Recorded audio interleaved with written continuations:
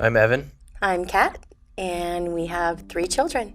So now, with the kids being 17, 3, and 2, technology is in our life like almost 24/7. Well, for me personally, the social media, it's kind of transitioned and it's never really been the same. I'm always catching up to it, but I was the bad mom that wouldn't let Zaylee get a cell phone. So, like, in 8th grade, she still didn't have a cell phone. And it was like, and I'm like, you don't need a cell phone. Like, what do you need a cell phone for? Use theirs to call me.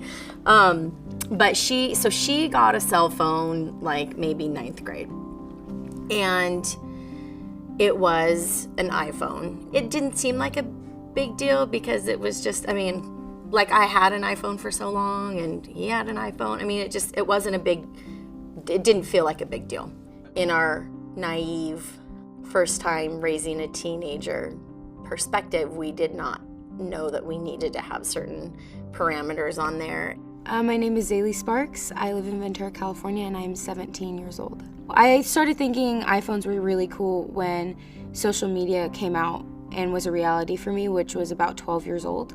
I had an iPhone by the time I was 13, I believe. But I did start using social media a lot when I got an Instagram, and that's when I got my first iPhone. So you could post your own pictures, and you'd see your friends post pictures, and it was great. I loved it. If you were to post a picture and someone comments, "Oh, you look so pretty, oh, you look great," you would take that in as, I don't know, this person is trying to connect with me, trying to talk to me and tell me I look amazing, or tell me I look great, or tell me this picture's super cool that you took, or give you that sort of recognition.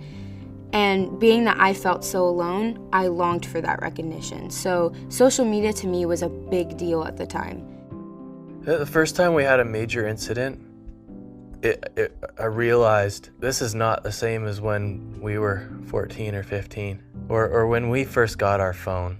We're not using it the way it's being used now.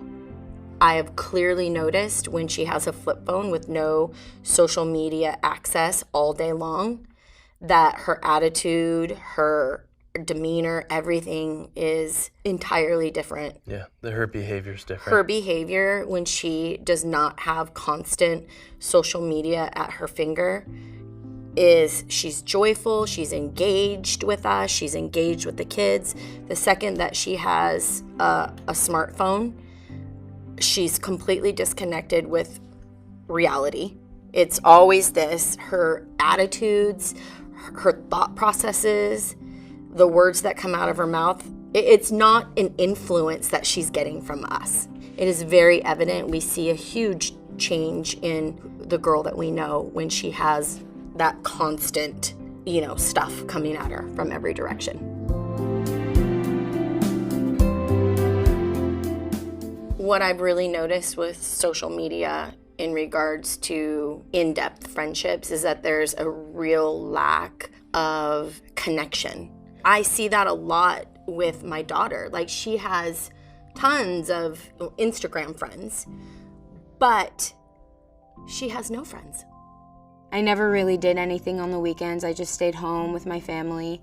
In one sense, I felt like social media would help me because I could then talk to people without having to interact with people. But I realized I felt really depressed and really alone and really isolated. So I would go on social media to try to talk to people. So it's kind of counterintuitive.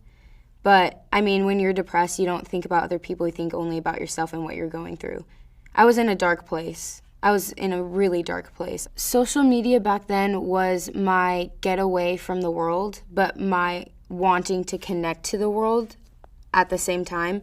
It wasn't always the best, I guess you could say.